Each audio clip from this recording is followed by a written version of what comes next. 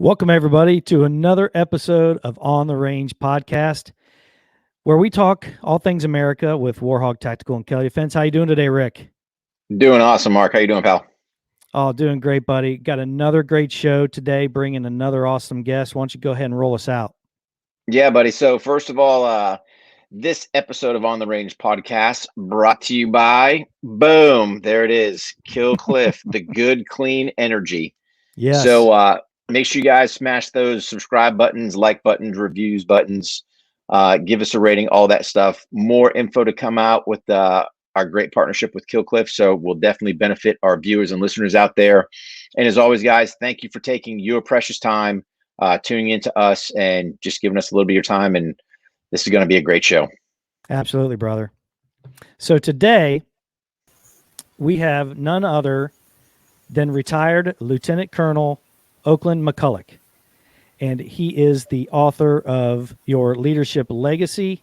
He's also just finished up a career. Well, it's been a little bit, but he's finished up like a 40-year career, and he has taken his day to join us, and can't be more happy to speak with him and talk about a variety of big stuff, such as leadership. So how are you doing today, my friend? I'm doing very well. Thanks, Rick and Mark, for having me on the show. What a privilege and an honor to be here, and I'm looking forward to it. I tell you what, Oak McCulloch, that's one of those names like like in the old John Wayne movies, like Kent Walker. Yeah. You know what I mean? Unbelievable. So it's I always tell people, with a name like Oakland McCulloch, nobody ever forgets that name. And that can either be a good thing or that can be a bad thing, depending on what I did. But, one of the things I always tell people is, my mom gave me that name. I don't have a middle name, so it was just Oakland McCulloch. And then my wife decided she wanted to name our son Oakland McCulloch. I did not, but she did. And obviously she had more say than I did. I don't know why, but she did. And they always do, Oak. I know. And so, but I said you had to give him a middle name because I don't want a junior. And so we did. We gave him a middle name. And now he's named his son. My son's name is Oakland Vincent. And then he named his son Oakland Maverick. So, that young man is never going to be able to hide. That's awesome. I mean, he totally outdid you with that one, though. He did, didn't he? Yeah. Gosh. Oakland Maverick. Well, yeah. I think his I think when you have a name like that, you pretty much might as well just sign him up for, Top Gun school. That's right. He's like in the got to sixth be grade famous doing something. Oh, yeah. Yeah.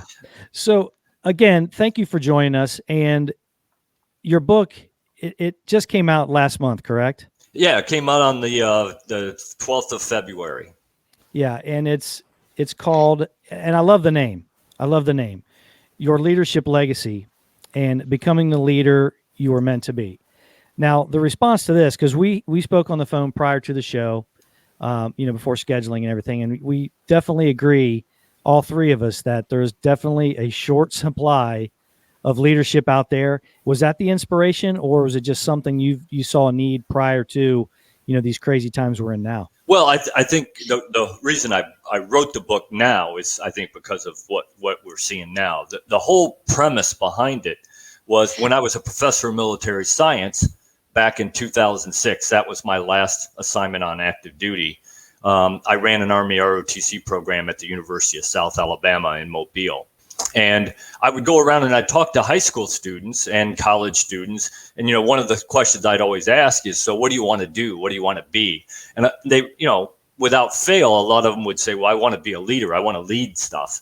And I'd say, okay, well, what does that mean? What does that look like? And I'd get that deer in the headlights look. They knew what they wanted to do. They just didn't know what a leader meant and what it took to be a leader.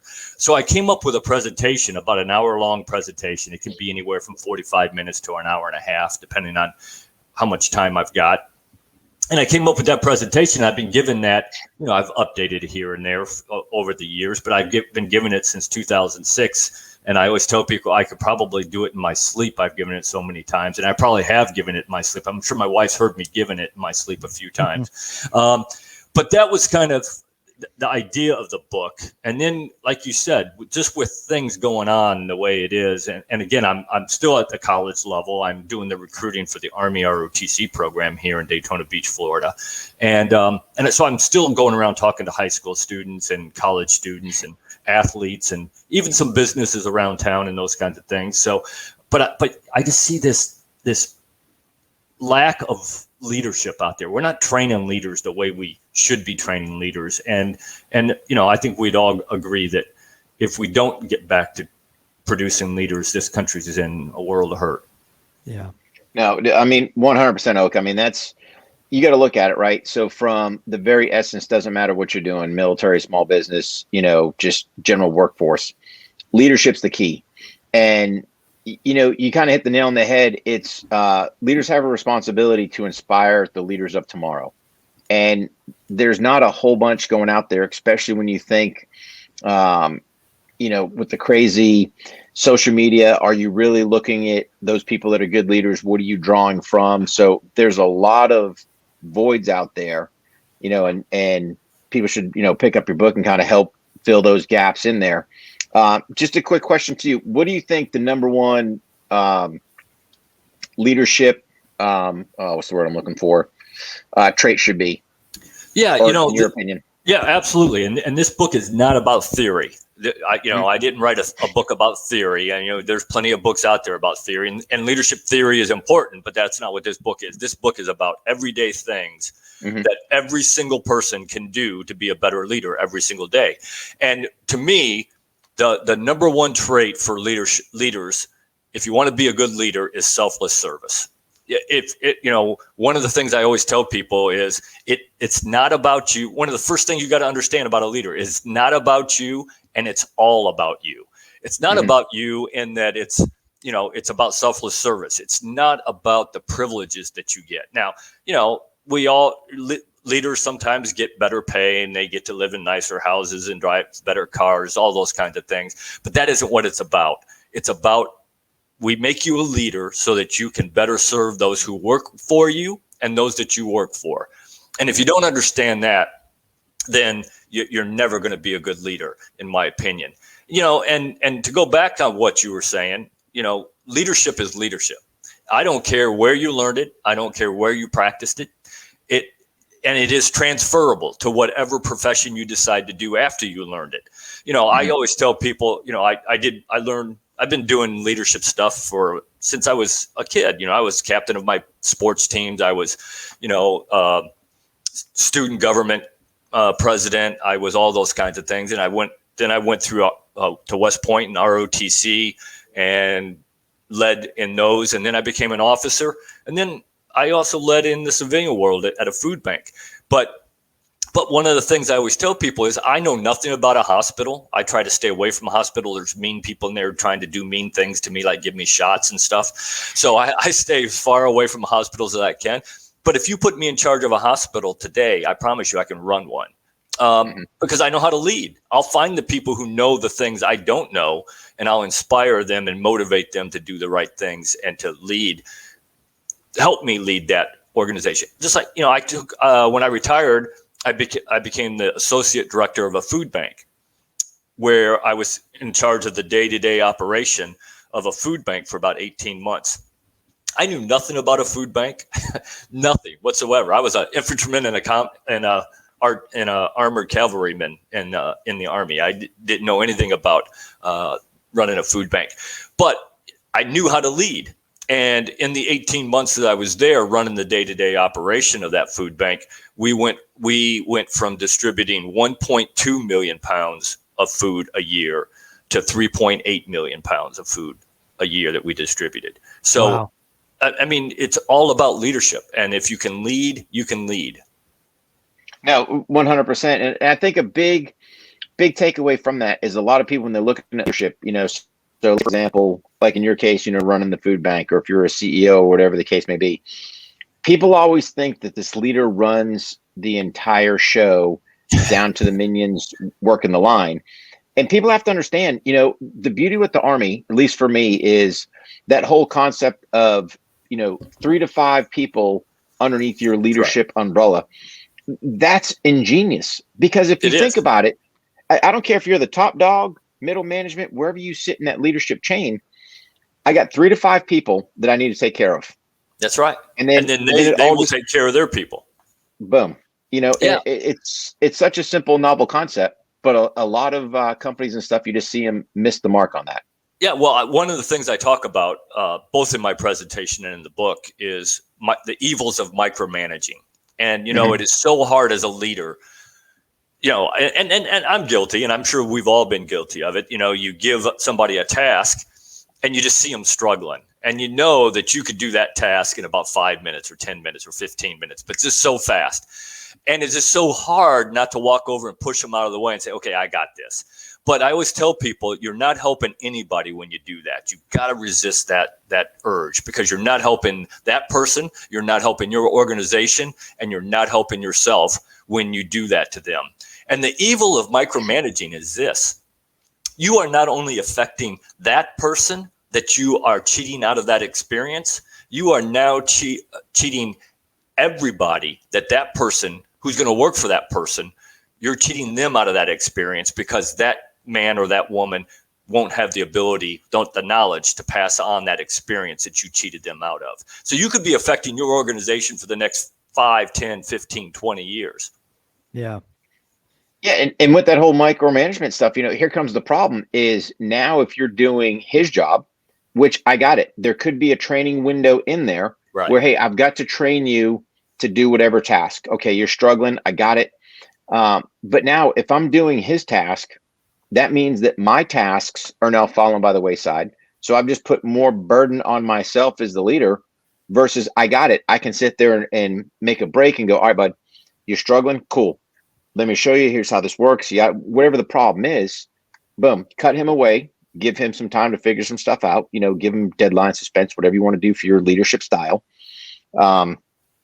Periodically check on him and make sure, hey, you're good, or hey, check in with me if you got a struggle. Boom. You go about your business. Now we're becoming more efficient. And that's the key thing. Right. That's the key thing in my opinion, to leadership is how can you be as efficient as possible, especially from, the small business side. When there's one guy, you're wearing all the hats, not as cool as your Stetson, by the way, but, you're wearing all the hats. It's like, then that becomes, there is some micromanage you got to do yourself going, all right, that's right. What's the important stuff? Doug D said that the hospital leadership is severely missing leadership in those facilities today, and I think that's across the board in most. I think that's in a lot of professions. It doesn't matter. But one of the things that I always tell people is never ever tell somebody how to do something. I always use what I call objectives and guideposts. So I'll tell somebody when I give them a task, this is what I want it to look like at the end. Mm-hmm. Then I'll say, okay, here's your guideposts, your left and right limits. You can use this much money. You can use these people. You can use these resources. You got this much time. Then I let them go. Now that doesn't mean like you said, Rick, I do in progress review once a week or once every couple of weeks and just check in and say, hey, you got everything you need? Could you need anything else? And then we got to make some decisions if I didn't give them enough. But then you just let them go, and you will be absolutely shocked at the creativity of the people who work for you. Now, and they may not do it the way you would have done it, but who cares? Yeah. As long as it looks like what you want it to look like in the end, and they did it, that's a win-win. Yeah. Yeah, totally. And you hit the nail on the head, right? So we like to dub that, it's the commander's intent. Here's my intent, accomplish X. Here's your left and right, go. Yeah. And like you said, it doesn't matter how they opt to do it. Is the task done? Yep. That's right. Absolutely. You check on your people, easy day, man. And I'm only dealing with 3 to 5. Simple day. That's right. Speaking of Stetsons, our YouTube and our Facebook guys I'm going to tell you right now, that's a hat that Oak McCulloch would be wearing in my head when I picture that name. There you go. Did you come up with that, or is that something that came with the job? So the Stetson is armored cavalry, right? Get to wear the Stetsons and the cav boots, and so I do both, obviously. And so the Stetson, when I wear it at ceremonies, like that picture was at a commissioning ceremony where we were commissioning a bunch of young men and women at Stetson University. How's that for you? Nice. So I'm wearing my Stetson hat at Stetson University, commissioning a bunch of young men and women. But the funny thing is, the guy who published the book for me, a friend of mine connected us, and we hit it off like that. I mean, the minute I started talking to him, I knew that I wanted him to publish the book for me. And I was talking to about 6 different publishers at that point. The one thing we didn't agree on was he really didn't want that picture on the cover. And I kind of said, okay, Dan, listen, that's a breaker for me. I mean, that picture is going to be a deal breaker. Yeah, that picture is going to be on the cover. That'd have been a crime not to have that book in, or that hat on. Yeah, absolutely. No. But correct me if I'm wrong. There's a whole process with the cab guys. You just don't get your Stetson. Right. There's a whole. You got to earn it. Oh. Yeah. Okay. Oh yeah. Yeah. Just, you got to earn it. Just like same thing. I don't know if you guys in the special ops guys have the belt buckle, special belt buckles, but you got to earn those as well. And I was an OC out at the National Training Center, and you get a belt buckle and you got to do certain things to earn it and all. So, but a Stetson is the same way. You got to do certain things to earn the right to wear a Stetson and your cab boots as well. And what about the spurs? Because I heard yes, isn't there like a spur ride or something? There's like that? a spur ride, or you can earn them in combat as well. So if you're deployed, then you get a set of gold spurs. If you win them or earn them in a spur ride, then you get silver spurs. Yeah. Dang, man, the cab guys are all about the bling, man. It is. It really is. And I always, my infantry buddies. I started off an infantry officer. I did my first 5 years in the infantry. And then I switched over to armored cav, and all my infantry buddies give me all kinds of crap. And I said, come on, guys. I said, just because I was smart enough to figure out that the weapon can carry you, you don't have to carry the weapon. I mean, you're giving me a hard time for that? Yeah. Hey, there's no reason to walk when you can ride, no reason to ride when you can fly. So there you go. Yeah. There you go. So one of the things that, we were talking about the book and what kind of inspired it. And really, I said why I wrote the book, but who I wrote the book for really was a couple different things.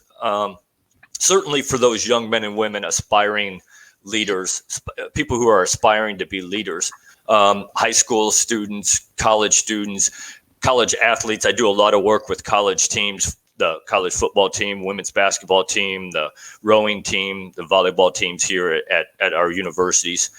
And then those junior leaders like my son, who did his time in the Army and he decided he was getting out, and he's now a junior leader in his company. And so certainly for those people, and just so they understand what it takes to be a leader, what are the things that you must be able to do to be a good leader. And I always tell people, what you have to do is not rocket science. Otherwise, believe me, I couldn't do it. I'm just a dumb farm boy. So what you have to do is not that hard once you understand it. The hard part is actually doing it, forcing yourself to do the things that need to be done. But I also wrote it. One of the great things about this book, I think, is that old men like us can read it. And I don't think any of you, neither one of you you guys got enough leadership. You're not going to learn anything new from that book. But what might happen is you're going to look at it and you say, you know what? I used to do that really well, but I don't do that as well as I used to. And maybe I need to dedicate some time and some effort to do better at that part of leadership. And I think that's what our age group can benefit from that book. No, yeah, I think someone can learn something anytime. Sometimes it's just blowing off dust, or sometimes it might be, hey, there could be a gem in there that you're like, wow, never, thought of that. So absolutely. Yeah. Well, and I think, the other piece that I always tell people is, leadership is a journey. It is not a destination. You don't get to a certain point and say, yeah, I've arrived. I'm now the leader and I can't be any better at what I'm doing. I mean, that place doesn't exist. It might exist in some people's minds, but it really doesn't exist. Yeah. Yeah.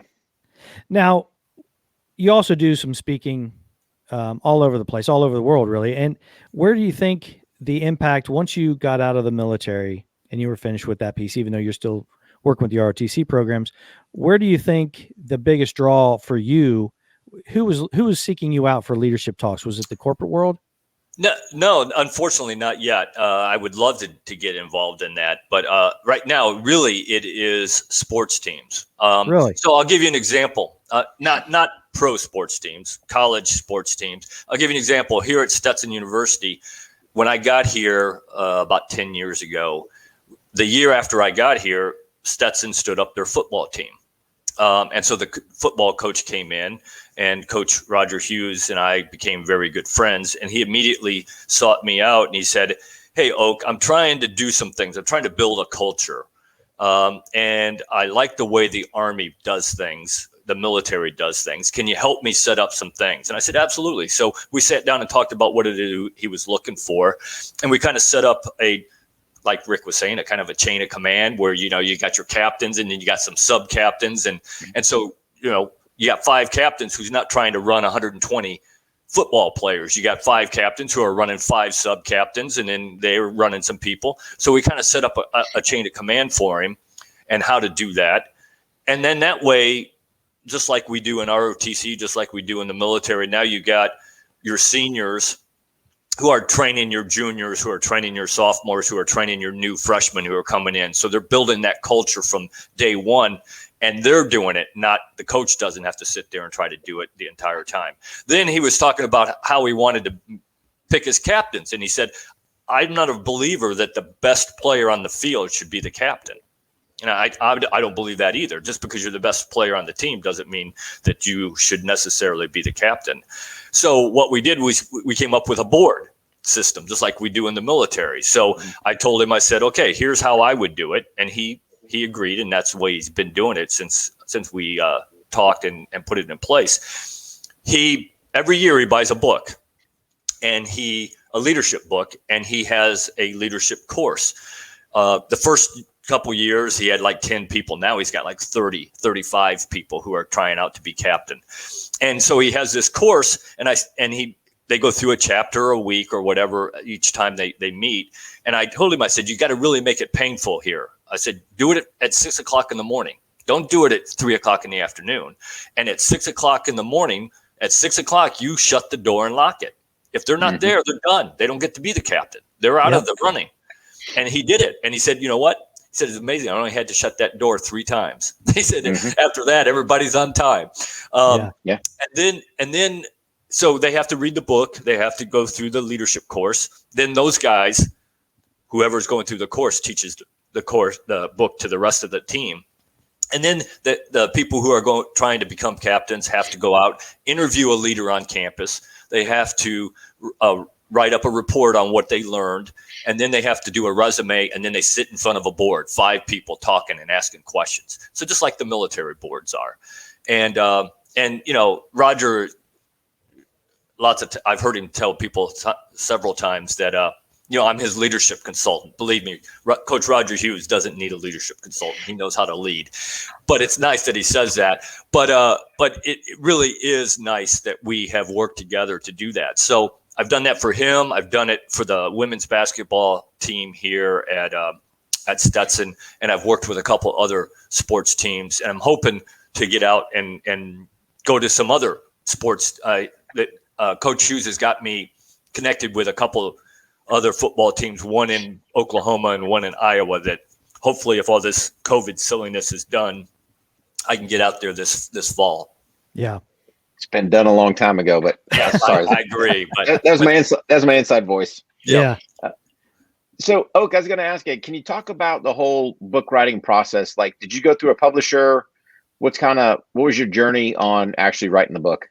Yeah. So, again, I kind of had the words in my head because I've been given this lecture, this presentation for, since 2006. Right. And I'll tell you, the thing that kind of triggered it for me was I was at our church. My wife and I and her mom went, and a couple friends here in the condo that we live in went to our church, and they were having a guest speaker there who talked for about 2 hours, maybe 2.5 hours. And it was on a little bit on leadership. It was a motivational thing, but it was also a little bit about religion as well, and about the Catholic religion and ways to improve what we do.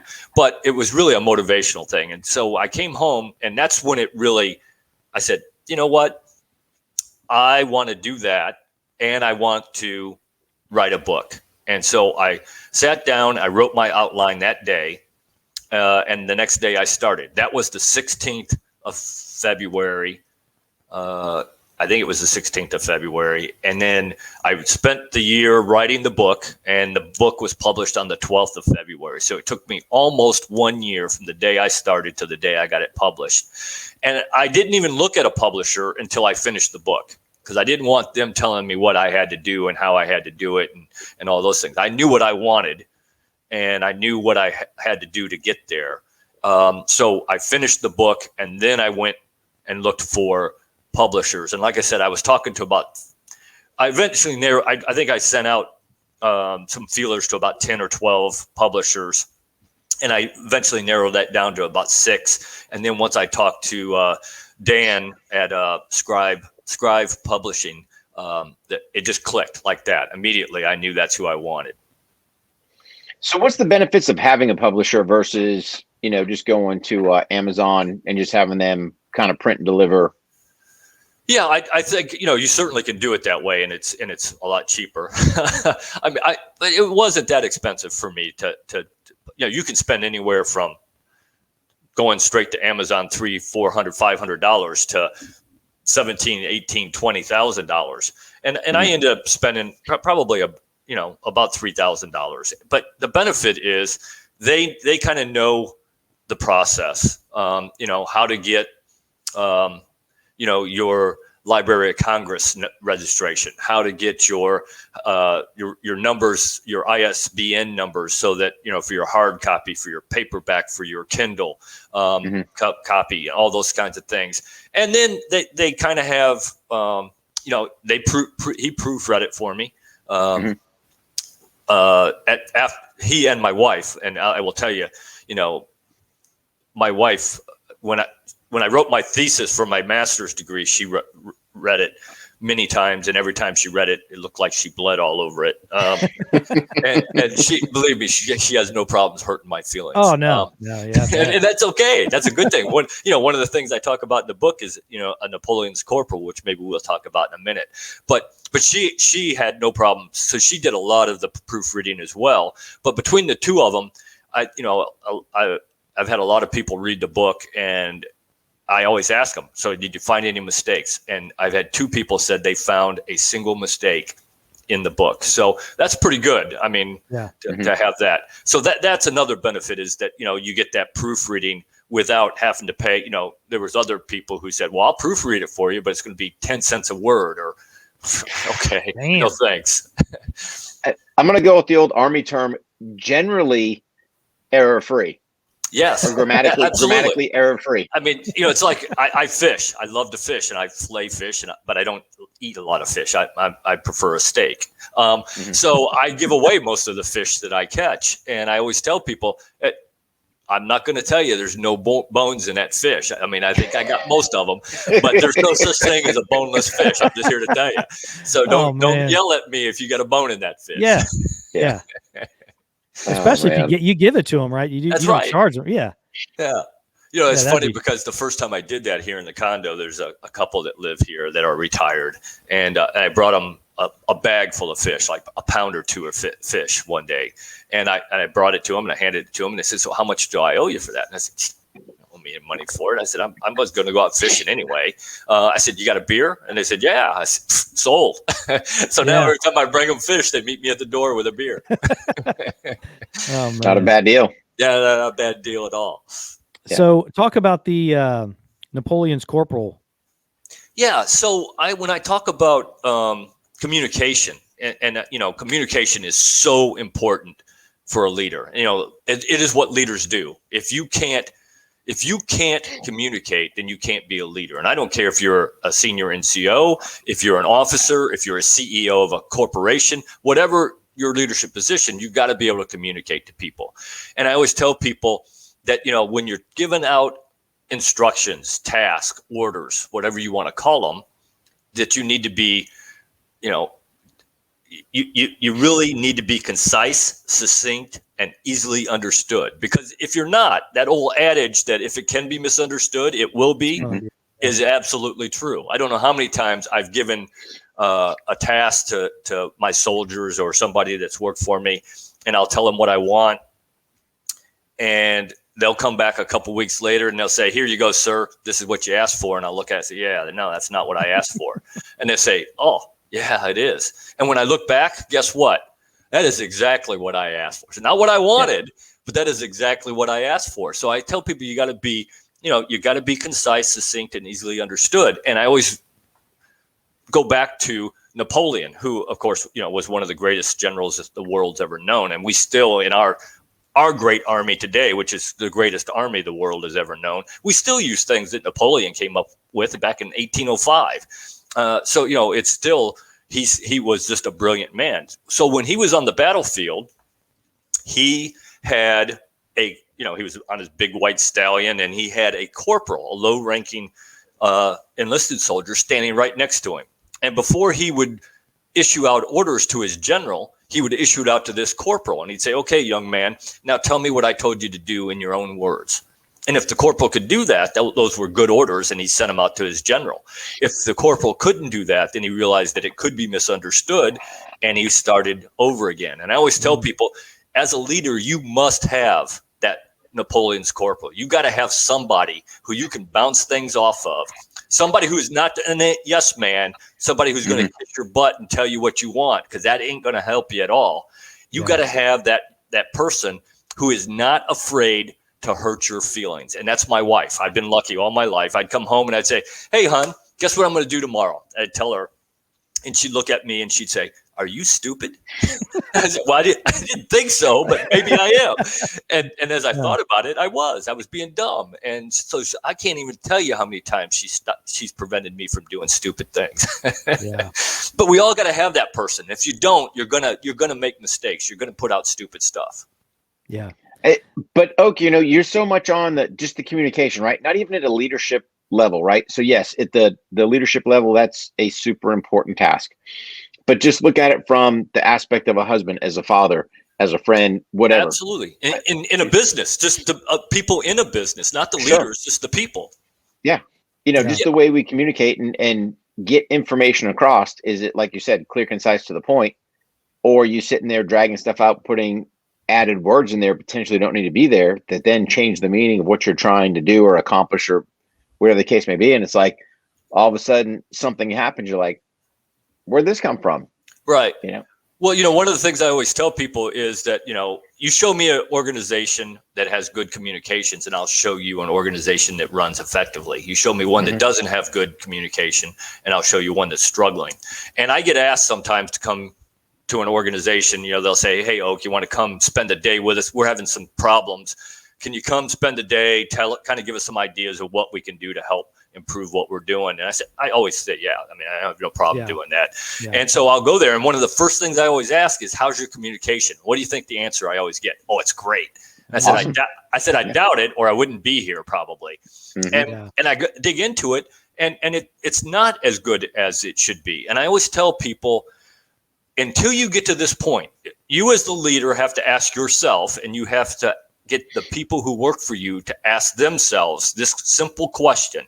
Every time they learn something new, some new information, they have to ask themselves, who else needs to know?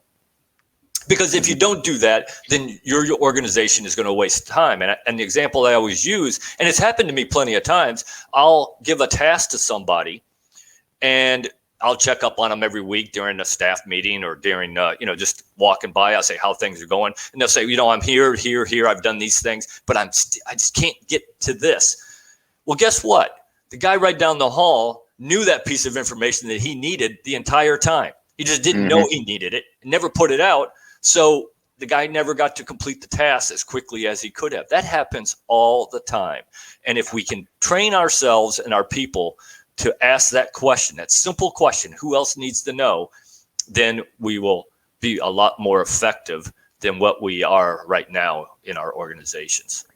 Aside from the communication piece, when you go into a company, or even if you move, when you were moving back and forth to different units and taking a new command, what was the most common, besides communication, what was the most common thing that you saw the leaders doing that was not helpful or not doing? Not being decisive. Now, I'm sure we've all had leaders that couldn't make a decision, and that just made us real excited to be in that unit, didn't it? Or that organization. Oh, yeah. Still does. How frustrating is that? I mean, and when I ask somebody, and I see it a lot more in civilian organizations than the military, although I saw it in the military, and I'm sure you guys did too. Oh, yeah. But when I ask, why aren't you making a decision? And they'll say, well, I don't have all the information. And I said, well, listen to me. That's called fantasy land. Yeah, that's never going to happen. In the real world, you are never going to have all of the information that you want to make a decision. Yeah. That just doesn't exist. You got to take what you have, make some wild guesses on what you think you need, and then put that together and start down that road. You can always change the route, change the course down the road as you get more information, but you got to get started. And if you don't do that, then people really get frustrated. They really do. And if you're not decisive, then that probably means that you aren't allowing people to make decisions on their own, which means then they're just going to sit back and wait for you to tell them what you want them to do. So you have killed all creativity in your organization, and you're not being decisive, making decisions. So the organization is just stagnant. It's just sitting there. Yeah. It's like the old classic 1700 formation, right? Why do I need to show up at the 1700 formation? Haven't been doing anything for the majority of the afternoon. Just sit there and go, hey, tomorrow formation 6:30. Yeah. Like I didn't know that. Yeah. Somebody could have cut me loose at 2:30, 3 o'clock to go, hey, beat it. See you tomorrow at 6:30. Yeah, exactly. I mean, go ahead. Go ahead. No, I was just saying that's like a prime example you see in the military. And then you sit there, especially from the lower enlisted side, you wonder why these guys get tainted and they're like, I'm out. Yeah. It's like, yeah, make the call. And here's the thing, this day and age, so back in the 80s, I got it. You cut guys loose. You weren't seeing them until the next. Oh no, they're gone tomorrow to 6:30. Right. Yeah. This day and age with this technology like we have. Yeah. Hey man, if you cut them loose, you can always bring them back. Exactly. So why not? And then just stand up and go, hey man, I cut the guys loose. Well, why'd you do that? We weren't doing anything. Exactly. What about the 1700 meeting? Yeah, exactly. Formation. Yeah. Yeah. Yeah. I always tell people, you got to take care of people, and one of the ways you take care of people, there are times when you got to keep them there till 6, 7, 8 o'clock, 9 o'clock at night. Yep. Then, but if you do that, then you say, I was always a proponent. If I kept you there till 9 o'clock at night down in the motor pool fixing the tank or whatever, then I would say, okay, so you don't have to come into PT tomorrow. You don't have to come in till 9 o'clock. Yep. Take care of people like that. But to go along with that, talking about the classic 1700 meeting, I always tell people, as a leader, it's your responsibility to kind of manage those things, including meetings. And, I always use the example. I say, none of us have ever been in a meeting where we were bored and worthless meeting that we didn't get anything out of, right? None of us have ever done that. No. We all have. And I always tell them, look, I said, you're the leader. You're the guy or gal in charge. It doesn't have to be that way. You can make a meeting that people want to come to. And it's really simple. It is not hard. Yeah. 3 things. You got to have an agenda, and the agenda goes out a week before the meeting, not when they walk in the door, because that's worthless. It needs to go out a couple days at least so that they can do some research about the things you want to talk about, so they can come with some knowledge and be able to talk about what it is you want to talk about. If you hand it out when they walk in the door, then you've wasted your time. So you got to have an agenda. Number 2, you got to have a time limit. And I mean, I always tell people, look, if your meeting goes more than an hour, you've lost me. You can talk about whatever you want. I'm not paying attention at that point. I'm thinking about going fishing, drinking a beer, watching, a sporting event whatever I'm doing, but it ain't going to be listening to you. And the third thing that you got to do is you got to stick to the agenda. You have to be that meeting Nazi that says, okay, that's a great idea that you're coming up with, but that's not on the agenda. We'll talk about that next week or Sidebar. after the meeting, whatever. But right now we're sticking to the agenda. I said, if you do those three things, then your people will want to come to meetings because you'll get things done. If you don't do those three things, then put a box outside the door so that before anybody comes into the meeting, they can drop off all their sharp objects so they don't poke their eyes out because you've bored them to death. Yeah. Well, I tell you what, it just this short conversation we've had, you can see how it applies to almost everything you do in life, really, and whoever you're dealing with. Yeah. And again, it doesn't matter. When I wrote the book, people say, well, you're a retired lieutenant colonel, so you wrote that for officers. No. What, you think officers are the only people who lead? I can tell you my platoon sergeant was one of the best leaders. And I ended up Master Sergeant Pinson, but when he was my platoon sergeant, he was a sergeant first class. And when I got there that first day, I was brand new lieutenant in the unit. Got lucky enough to get selected. There were three of us that came in at that time. There was only one infantry platoon open. I got it. And so my unit was already out in the field doing a lot dismounted live fire exercise. Well, I got there right about lunch, and my company commander took me out there, introduced me to my platoon sergeant. Sergeant Pinson said, "Come on over here, sir. Let's go sit underneath this tree over here and eat lunch." So we went over there, and Sergeant Pinson said, "Sir, you're the lieutenant. You're the officer. You are in charge." He said, "We will do things exactly the way you want to do it. But let me tell you something. I've been in the Army 23 years. I was 24 years old. He'd been in the Army as long as I've been alive." He said, "I've been in the Army 23 years. I've seen things done every which way you can imagine." He said, "If you're messing up, I'm going to tell you. If you still want to do it that way, that's your choice. We'll do it however you want to do it." He said, "But it's my job to tell you when you're messing up." And I tell you what, I give that man a lot of credit for turning me into the leader I am today, because I listened to him, and he was a very smart man. So people who tell me, you got to be an officer to be a leader, I said, you're crazy.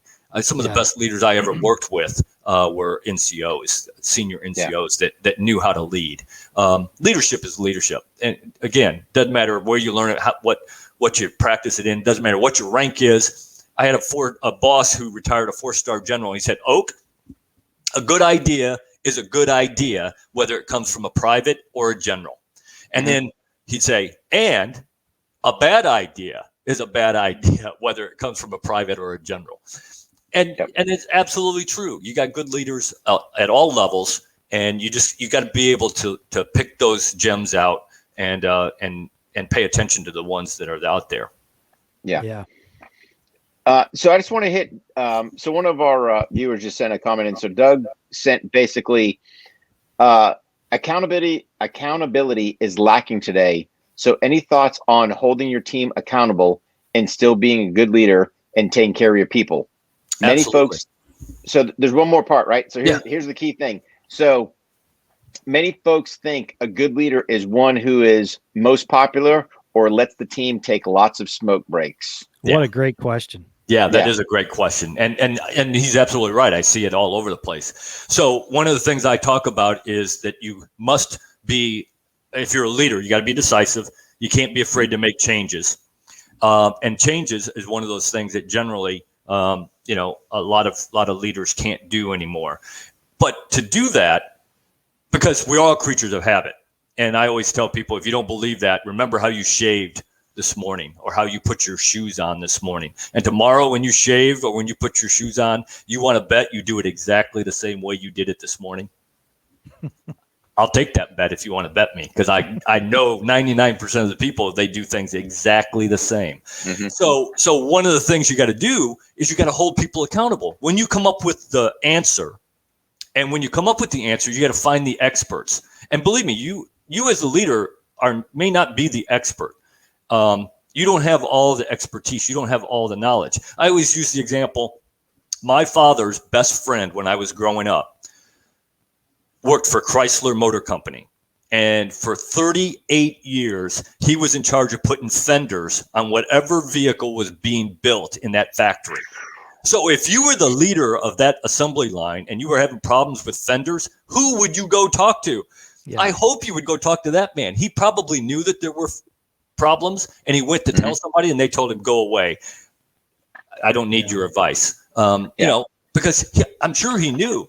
So you got to involve the people who are going to help you solve those problems and get things done. Then it's their solution. It's their ideas. Right. And it's all about two-way communication. If you don't think communication is a two-way street as a leader, then you're not a leader, you're a dictator. Yeah. Because it is two-way. So I always tell people when I'm trying to solve a problem or try to fix something, I call people together, all my junior leaders, subordinate leaders, and I say, okay, here's the thing we're trying to fix. Give me some ideas. And then they'll throw some ideas out there, and you'll get some great ideas. You get some bad ideas. And then generally the way it works is I'll say, okay, I'm going to take a little bit of that, a little bit of this, a little bit of that, throw some of mine in there, and then we got a solution, and everybody can buy into it. And most people can do that. Now, you know, when at some points in our career, when we were in the Army, there were times when people were shooting at us and doing, you know, I didn't have that option. I just said, hey, this is what we're going to do. Go make that bad man stop shooting at me, because I don't like that. But most people don't have that problem, so they can call everybody together. But the key is you must then hold people accountable, and the only way you do that is by following up. Because if you don't hold people accountable and follow up to make sure that the things that you're implementing to fix things, people will go back to doing things exactly the way they've always done it, because that's the way they've always done it, because we are creatures of habit. Yeah. You think that answered his question? I do. Yeah. I mean, if not, he can probably double back and chime in. But I think another part to that too, right, is with that is also incentivizing, because you see a lot of times there's no incentive out there. So you just show up to the grind, you do whatever. Why am I here? Just to collect a paycheck. And, you know, it was funny because me and Mark were talking about this weekend. We had a platoon sergeant.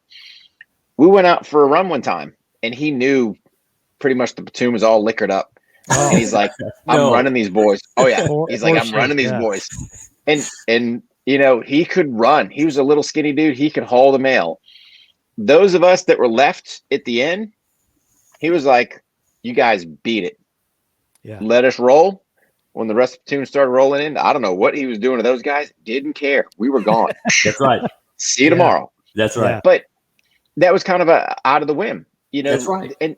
And there's nothing wrong with, hey man, if you're out there, you know, on the, you know, production line and you pumped out 10% more than whatever your quota is, hey dude, great job, beat it. Yeah, you know, take a day off. Yeah. That's it. Absolutely. You know, so I talk about, you know, one of the things I always like to talk about is motivating people. So a leader has to motivate people, you know, and when we're in the military, like we were, you know, that was easy. I just walked in, you know, with a bunch of infantrymen, a bunch of armor guys, tankers. I'd say, hey guys, this is what we got to do, you know, and we got to go north, kill everybody. Let's go. You know, we defend the United States, the Constitution of the United States, way of Americans' way of life. Let's go. That motivated everybody. Never had a problem motivating people with that. When I took over associate director of the food bank, that didn't work. You know, go figure. So, you know, you got to find what makes your organization unique. And sure, because what motivates people, it's not sex, money, and fame. What motivates people is a sense of purpose. We all want a sense of purpose in everything we do, whether it's in our relationships, in our work, in our hobbies, whatever. We want that sense of purpose. And if you can find that, and the way to find that is finding out what makes your organization unique, then you can motivate people to do the things you ask them to do. Yeah, because you look around. I mean, sorry, Mark, I cut you off, but I was just gonna. I think this is a key point, right? The military has things in place to really incentivize people. You know, you look at the whole award system, right? Why is it there? So you can sit there and give this guy something. Right. And you look at kind of out there in the civilian world. Look at some of the stores you go to. Why is this employee of the month parking spot there? Yeah. You think it's just there arbitrarily just to go, hey, let's just stick a sign there? But why do they even do that? Man, I want to be employee of the month because I want to park close to the door. Heck yeah. That's right. On You days know, like today in Florida where it's pouring down rain, I want to be able to get to my car without getting soaking wet. Roger that. exactly. Yeah. Or maybe it's got a little overhang, so it's out of the weather. Who knows what they're doing, right? Yeah. But that incentivizes people because they go, I want that. I Mhm. want to work a little bit harder for that reward. Maybe you get a little public recognition. Maybe you get your picture up there on the wall, or maybe you get Absolutely. But that's simple. Rick Go ahead. and Mark, and it's really important because in today's world, I see it all the time. We have lost track that getting results is important. You can do all the things in my book that I talk about to be a good leader. If you don't get results, it doesn't matter. Because in the real world, in fantasy land where we all want to feel good and everybody's equal and that's not the real world. In the real world, results matter. Yeah. Be successful. And I always tell people, part of being a leader is building that team to be as successful as you can. I don't want people on my team who don't want to win. I always tell people, I don't care if I'm playing Candyland with my grandchildren. I want to win. Yep. I mean, winning is important. And at some day when they beat me, when my kids used to beat me, they knew they beat me and they could be proud of that. It wasn't because I let them win. And I instilled early in their life that winning was important, even though they played on sports teams, soccer teams. Well, we're not going to keep score because it doesn't matter who wins. And I said, yes, it does matter. Yeah. Yeah. So how do you drive? How do you drive somebody to be better? And I hate to say it, but I'll give the Navy their credit on this one here. It pays to be a winner. Hell yeah, it pays to be a winner. Yeah, absolutely, it does. And that's the problem is when you start removing, the W and L column, there's no accountability. So if we just go out there to do something, all right, we did it. What's the drive to get better? Man, That's when you get that L in that column, I don't want to be a loser. Hell no, I want to be a winner, man. That's right. So what's that mean? I'm going to hit the gym a little bit harder. I'm going to run a little bit further. Whatever it is in that discipline that I'm trying to get better. Yeah. That's self-motivation. Absolutely. And man, when you're self-motivating, back off. It's interesting too, though. The great thing is when you self-motivate yourself, then you start motivating people around you because they see it and they say, I want to be like him. Yeah. Yeah. It's interesting what we're talking about. You got to get results. That's what you're there for. But I think if the things that we've talked about and some of the things that Rick and I are always pushing, get a little incrementally better every day, you're going to get those results if you get the buy-in and you're doing some of the things that you're pushing in your book and what we're talking about, you will find that you will get the results. That's absolutely the beauty you will. It's the beauty absolutely. Because it's a great idea. If you motivate people and you treat them, take care of them, as we know, I mean, they will do anything and everything for you to help you meet the mission, the task, the goal, whatever it is that you want to call it. They will do that. And one of the things that taught me that early in my life was, I played baseball, basketball, football all my life, including in college, I played baseball. But growing up, baseball was my sport, and that was probably what I was best at. And in Little League and Pony League and Colt League, I'd play a ball game, and all my buddies and as we were walking off the field, all their dads were saying, good game, even though they didn't play a good game. They were saying that. In all the years that my father came and watched ball games, he told me one time, all my life, that I played a good game.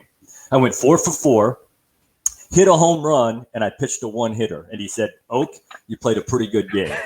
That's pretty good, yeah. But, and I tell people that because that drove me to be better and better and better. Because, in my mind, like you said, Rick, what do I got to do to be better, to get that recognition? And, it may sound selfish, but it isn't. It's because, again, if you're good, then you're going to make everybody around you better. And that's what an organization is. It was, I think it was Vince Lombardi said, a team isn't a group of people who play together or work together. A team is a group of people who trust each other, and they're not going to trust you unless you are doing your part. And everybody's got to trust that everybody is doing their part. And when that happens, you'll see a huge difference in that organization. Yeah. Well, you got a lot of great stuff, and I think it's a great book, and like we just said, that it applies to many, many things, not just an officer in the Army. And where can folks go to find this book? And you've also written a couple other books, correct? Well, I haven't written other books, not yet. I still have at least one more in my mind that I want to read. But I wrote a thesis for my master's, which was 139 pages long. So yeah, I guess you could say that was a book. That's a book. And I will tell you, I loved doing the research for that, and I loved doing the reading. I hated writing that book, that paper. But anyway, but yeah, so you can go to my website, www.ltcmcculloch.com. So ltcoakmcculloch.com, and you can get the book there. It has a link to the website, to how to get to Amazon to buy the book, and it's available in Kindle, paperback, and hardcover. And then also on that page, it has there's a place that you can get in contact with me if you want me to come give a speaking engagement or do a book signing or whatever. I'm happy to do that. And there's at the bottom there's a contact form that you can do that with. But also on there, it has a list of all the things that I do give little presentations about. This leadership lecture, how to be successful. I do a couple history ones, a couple military ones. So some of my experiences, my first Gulf War experience, my peacekeeping experience in Kosovo, those kinds of things. So there's about 9 or 10 presentations on there that I'm happy to come give, because not everybody wants the leadership presentation. I gave a presentation to the Korean War Veterans Association about a month ago. Here's a bunch of 80 and 85-year-old men who probably know more about leadership than had forgotten more about leadership than I'm going to ever know. They didn't want to hear me come talk about leadership. They wanted me to talk about something else. So I talked about the future of warfare. What's warfare going to look like in the future? And so, I've got a bunch of different things that we can talk about at all levels, from high school students all the way up to businesses. Wow. I had no idea you're a Gulf War vet. So man. That makes a very unique circle we have here. Yes. So yeah, it kind of dates me. Oh, it dates all three of us. we're all still hanging at 29. You know what I'm saying? Yeah. 30. I'm a little bit older than you guys. I'm 30. I say I'm done getting older. I've stopped. I'm through. Not having any more birthdays. Yeah. Well, when we break from you, don't hang up. Okay, just stick with us. We're going to close it out, but we're going to put all your stuff in the show notes so that everybody can click on there and go check out your website and purchase your book on Amazon. Great having you here, Colonel. Really appreciate it. Really good stuff, pal. Really liked it. I will tell you, what a pleasure to be with you guys. And again, thanks for having me on, because you certainly, you've got plenty of choices, and I'm glad you decided to take a chance and have me on. Absolutely. Appreciate it. And thank you for your service, brother. Thank you guys for yours as well. Right, yeah, absolutely. All right, Rick. Another great show. Man, that was awesome. You talk about a lot of good practical things. It's in that book. I'm sure it's an easy read with the way he communicates through word.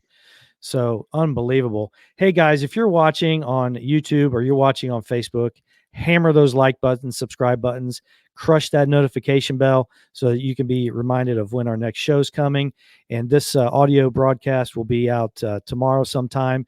If you're listening on the audio platforms, go ahead and follow, subscribe, give us a rating, give us a comment, put something in there just to let everybody know that these reach needs to be a little bit further. So great show, Rick.